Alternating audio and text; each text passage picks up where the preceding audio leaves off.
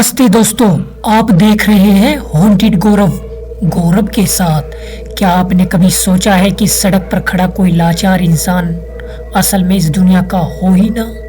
आज की कहानी एक ऐसी टैक्सी ड्राइवर राघव की है जिसने एक रात एक ऐसी सवारी को बैठाया जिसने उसकी रूह कपा दी। अगर आप अकेले हैं तो लाइट जला ले, क्योंकि आज की ये दास्तान आपके होश उड़ा देगी। रात के करीब 1:30 बज रहे थे। राघव ने अपनी आखिरी सवारी छोड़ी ही थी कि उसके फ़ोन पर एक अनजान नंबर से कॉल आया। दूसरी तरफ से एक भारी और घबराई हुई आवाज़ आई, राघव भाई, मेरे छोटे भाई की हालत बहुत ख़राब है, उसे तुरंत सिटी केयर हॉस्पिटल ले जाना है।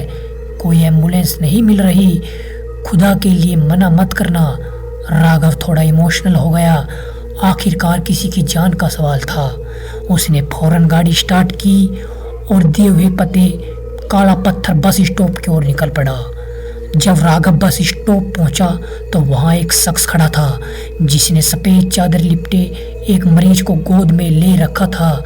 जैसे ही राघव ने हेडलाइट की रोशनी उस पर डाली, वे चौंक गया। अरे समीर, तू यहाँ? समीर राघव का पुराना स्कूलमेट था। समीर ने उसे गौर से देखा पर पहचाना नहीं। बस इतना कहा, भाई जल्दी चलो, वक्त कम है। समीर की आंखों में एक अजीब सा खालीपन था। राघव ने जैसे ही गाड़ी हाईवे की तरफ मोड़नी चाहिए, समीर चिल्ला उठा, नहीं, हाईवे से नहीं, पुराने सर्विस रोड से चलो। राघव को अजीब लगा क्योंकि वह रास्ता बेहद सुनसान और खंडरों से भरा था, लेकिन उसने सोचा कि शायद समीर परेशान है इसलिए चिड़चिड़ा रहा है। गाड़ी जैसे ही घने पेड़ों के बीच से गुजरते एक पुराने चौराहे पर पहुंची, समीर ने अचानक चिल्लाकर गाड़ी रुकवाई।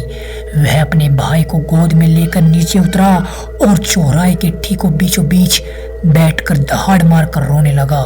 रात के सन्नाटे में उसकी चीख किसी इंसान की नहीं बल्कि किसी जानवर जैसी लग रही थी। राघव की हिम्मत नहीं हुई कि वह बाहर जाकर पूछे। करीब 10 मिनट बाद समीर वापस आया और गाड़ी में बैठ गया जैसे कुछ हुआ ही ना हो। राघव ने महसूस किया कि अब गाड़ी के अंदर से किसी चीज के सड़ने की भयानक बदबू आ रही थी। अब राघव का डर चरम पर था।